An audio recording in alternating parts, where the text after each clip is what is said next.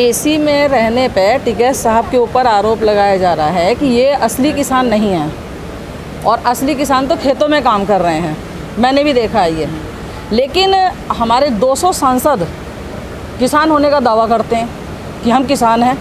हमारे गृह मंत्री अमित शाह वो बड़े ज़ोर शोर से कहते हैं कि मैं किसान हूँ। तो वो किसान क्या एसी में नहीं रह रहे? उनके ऊपर आज तक किसी ने उंगली नहीं उठाई। अगर टिकैत साहब 2 मिनट के लिए आराम करने के लिए लेट गए तो उस पर मीडिया वाले, ये जो गोदी मीडिया है, ये आवाज़ उठा रही है और कोई वो आवाज़ नहीं उठा रहा है। आराम करने का नहीं, आराम करने का सिर्फ हक उनको नहीं है। जो किसान हैं उनको तो हक ही नहीं है कि वो आराम कर सके। एसी में, कूलर में, पंखे में वो आराम नहीं कर सकता। खेत पे मिलना चाहिए, फटे हाल मिलना चाहिए, कपड़े फटे हुए हों, गंदे हों, और वो वहाँ पे किसान में कर से बिल्कुल दबा हुआ हो, उसको कहते हैं किसान। क्यों कहते हैं? कि वो जिस तरीके से मोड़ेंगे उस तरीके से मुड़ता है। सरकार तो यही चाहती है कि ऐसी लड़ाई जाएगी। कैसे? किसानों की लड़ाई एसी में लेटकर नहीं, वहाँ धूप में खड़े हो करके या फिर भूखे रह करके उस तरीके से लड़ी जाएगी? बताइए आप किस तरीके से। मतलब अगर किसान आराम कर लेगा थोड़ी देर के लिए, एसी में कर ले, चाहे वो कूलर में बैठ के कर ले, चाहे या पंखे के नीचे बैठ के कर ले, तो ये बहुत बड़ा गुनाह कर दिया। बबली जी, नहीं, यही तो वो साबित करना चाह रहे हैं दूसरे आदमी को। वो मतलब ये कहते हैं कि मैं फ़कीर हूँ, अपने आप को फ़कीर बता रहे हैं, और कई करोड़ रुपए का सूट पहनेंगे, पेन लगाएंगे, चश्मा लगाएंगे, वो बिल्कुल फ़कीर हैं। सभी कहते हैं बेचारे के पास कुछ नहीं है, ना इनके पास घर है, ना बच्चे हैं, कुछ नहीं है, वो फ़कीर हैं। झोला लेके आए, झोला लेके चले जाएंगे। और ये जो आंदोलन कर रहे हैं, हकीकत में जो सड़क पे बैठे, जो किसान नहीं होते तो इनको क्या ज़रूरत है? राजनीतिक लोग बता देते हैं कि ये लोग राजनीतिक हैं। अगर राजनीति करनी होती तो यहाँ सड़क पे नहीं बैठे होते, एक आदमी बैठता। यहाँ जो इतनी पब्लिक बैठी हुई है वो कोई वजह है। आपको नहीं लगता वो आदमी आपके बीच का ये जिसने फोटो खींचा है? बिल्कुल, जयचंद तो हर जगह है, नहीं है? जयचंद तो है, जयचंदों ने ही तो इस देश का नाश किया है, और वही इस आंदोलन को ये चाह रहे हैं, कुचलने का कोशिश कर रहे हैं। लेकिन ऐसा नहीं होने वाला। ये तो छोटी मोटी बातें करते रहो, क्या फ़र्क पड़ रहा है? क्यों नहीं हो सकता भाई? अपने आराम के लिए कोई भी व्यक्ति हो, एक किसान ही नहीं, कोई भी व्यक्ति हो, अपने आराम की हर सुविधा वो उपलब्ध कराता है। गर्मी के हिसाब को देखते हुए अरे एसी का इतना बड़ा मुद्दा उठा लिया है, कौन सा गुनाह कर दिया? खेत पे काम करने वाला आदमी, चाहे वो छोटा हो या बड़ा किसान हो, किसान ही कहलाता है। खेत पे काम कर रहा है वो। अगर वो खेत पे काम करके अपनी फसल का वो दाम लेता है, या उससे वो एसी खरीदता है, या लग्जरी गाड़ी खरीदता है, तो इसमें कोई बहुत बड़ा गुनाह नहीं कर रहा है वो। लेकिन किसान के ऊपर उंगली उठाई जाती है। अरे उनके ऊपर उंगली उठाओ ना, जो 200 सांसद हैं, जो इनके सांसद बैठे हैं, विधायक बैठे हैं, वो पेंशन ले रहे हैं। बताओ, पेंशन ख़त्म कर दी, जवानों की पेंशन ख़त्म कर रहे हैं, उनकी पेंशन वो बढ़ा रहे हैं, पेंशन ले करके बैठ रहे हैं। तुम आवाज़ उठाने तो उन चोरों के ऊपर उठाओ ना, जो इन्होंने बैठा रखे हैं। उनको तो कुछ नहीं बोलते ही है। तो गर्मी में वो कूलर ले आए, एसी ले आए, एक बात तो कोई दिक्कत क्या है इससे? एसी के मुद्दा बना रहे हैं, इनको शर्म आनी चाहिए। इतने किसान हमारे शहीद हो गए, उनके ऊपर एक बार भी, जिसने भी ये फ़ोटो खींच के वायरल किया है, मैं उसी को आपके माध्यम से बोलना चाह रही हूँ, उससे ये पूछना चाह रही हूँ कि इतने लोग यहाँ अपनी एक तरह से शहादत दे दी उन्होंने, तब वो उस वक्त कहाँ गए थे? उनके ऊपर आवाज़ क्यों नहीं उठाई थी? उनके फ़ोटो क्यों वायरल नहीं किए थे? एक ये एसी में सो रहे हैं टिकैत साहब, उसको वायरल कर दिया। अरे उनको भी तो वायरल करते। कम से कम तुम्हें किसानों की आवाज़ उठानी है तो उठाओ, सही तरीके से उठाओ, जो बात जायज़ है उसको दिखाओ। लोग नहीं चाहते कि किसान एसी में रहे, उसकी थोड़ी लाइफ में सुधार आए।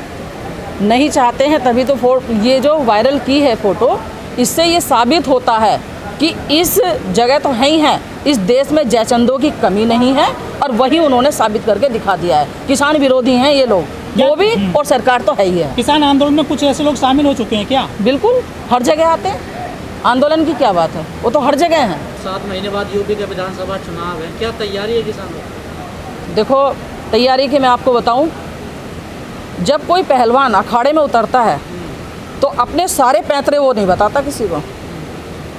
ये तो वक्त आएगा और वक्त के साथ बताया जाएगा, जैसा वो हमारे साथ कर रहे हैं। एक छोटे से मुद्दे को लेकर, एक छोटी सी बात को लेकर के ऐसे उछालते हैं जैसे फुटबॉल को उछालते हैं। दिखाएंगे उनको, आने दो चुनाव। बीजेपी का और दिखाया भी था, अभी कुछ दिन पहले दिखाया भी था, और अब भी दिखाया जा रहा है। ज़बरदस्ती वोटों को, मतलब ज़बरदस्ती जा रहे हैं, वहाँ के एसओ जा रहे हैं, सीओ जा रहे हैं। अरे इनका काम चुनाव लड़वाने का रह गया क्या? वोटों को पकड़ रहे हैं, ज़बरदस्ती अध्यक्ष बना रहे हैं। बन कौन रहा है? पर्चे नहीं भरने दिए जा रहे, क्यों? अरे डर किस चीज़ का है? चुनाव कराओ ना फिर।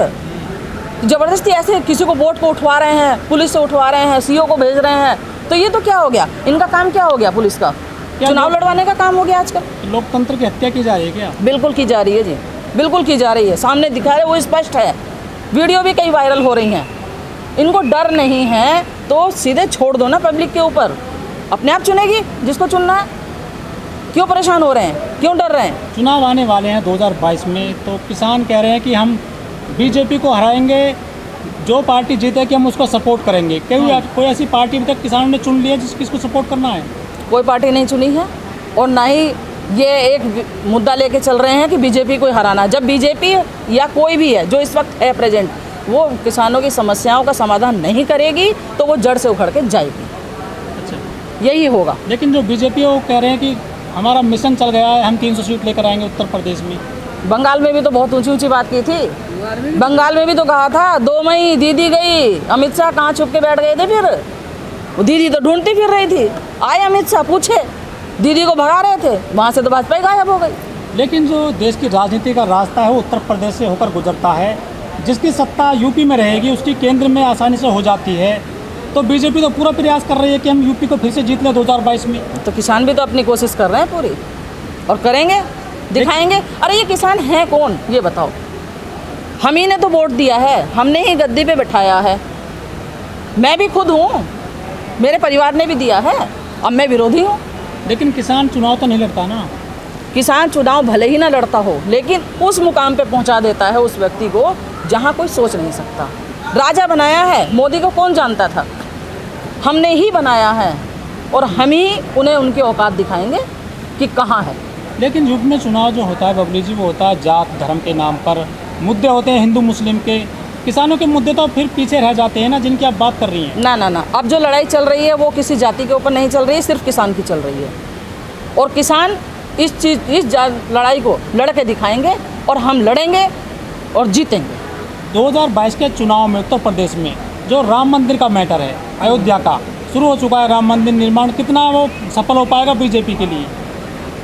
देखिए, ये तो राजनीतिक लोग हैं, पता नहीं क्या करते हैं और क्या नहीं करते हैं। वो सफल होगा या असफल होगा, राम मंदिर से हमें कुछ मतलब बहुत बड़ी चीज़ नहीं, उपलब्धि नहीं मिल रही है। जो किसानों की बड़ी समस्या है या किसी की भी छात्रों की समस्या है, उसको इन्हें देखना चाहिए, उसके वो मुद्दे उठाने चाहिए। ठीक है, राम मंदिर बन रहा है, अच्छी बात है, लेकिन एक ही मुद्दा लेकर के ये चल रहे हैं। राम मंदिर किसानों की समस्याओं को हल नहीं कर रहा है। लेकिन वोट तो उसे भी मिलता है। वोट हिंदुत्व को लेके चल रहे हैं ना, ये हिंदू झंडा लेके चल रहे हैं। लेकिन यहाँ ना तो पहले मुसलमान अलग था और ना ही हिंदू अलग था, दोनों भाई भाई हैं। हम हाँ से हिंदू होता है, मैं से मुसलमान होता है, तो हम शब्द को कोई भी अलग नहीं कर सकता, और ना ही वो अलग होगा। दोनों मिल के लड़ाई लड़ेंगे और जीतेंगे। लेकिन जो बीजेपी के नुमाइंदे वो तो इसी को लेकर चल रहे हैं कि हम वो चलते रहे ना, इन्होंने पहले यही तो किया है, लोगों में फूट डाली है, भाई भाई को लड़ाया है। लेकिन आज वो दोनों भाई समझ चुके हैं कि ये हमें लेके राजनीति करना चाहते हैं और हमें ही सामने रखना चाहते हैं, और अपना उल्लू सीधा कर रहे हैं, बस और कुछ नहीं है।